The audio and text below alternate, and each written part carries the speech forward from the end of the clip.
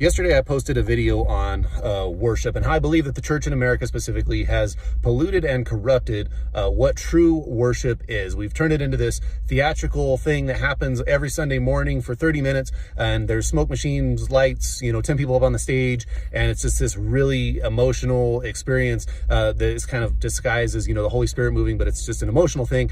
And, we don't take that out into the rest of our lives, and the rest of our week doesn't really consist of worship because that's what we do on Sunday mornings. But that's not true biblical worship. And I had already planned on making this video, but in that video, in the comments, somebody asked a question. Where do we find this in the Bible? What is biblical worship? Well, I'm glad you asked, because that segues into this video where I want to talk about that. And I doubt we're going to get through all of it in one video, but we're going to give it a shot. And we're going to be looking at Romans chapter 12, verse 1. Romans chapter 12, verse 1. I beseech you, therefore, brethren, by the mercies of God, present yourself a living sacrifice, holy and acceptable to God, which is your reasonable service. Now, you might be saying, well, one says worship and one says service. Where is that? It can't be both, because in English, both words mean can mean two completely different things.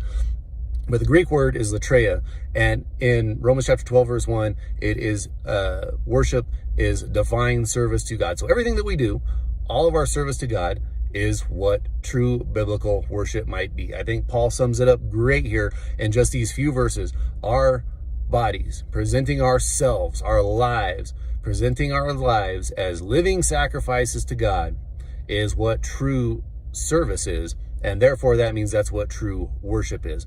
True worship is not bound by the 30 minutes on Sunday or, just being music. It is everything that we do. It is how we act. It is how we talk. It is what we think. It is everything in our day-to-day lives and how we show the world God, serving Him, because we are living sacrifices. Remember, it says that it is not us who live, but Christ dwells in us. We have sacrificed all of our personal, earthly, selfish desires to serve God, and that service is true worship to God.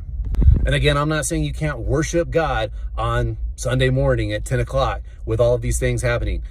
You can, but many people confuse that with worship with just that time.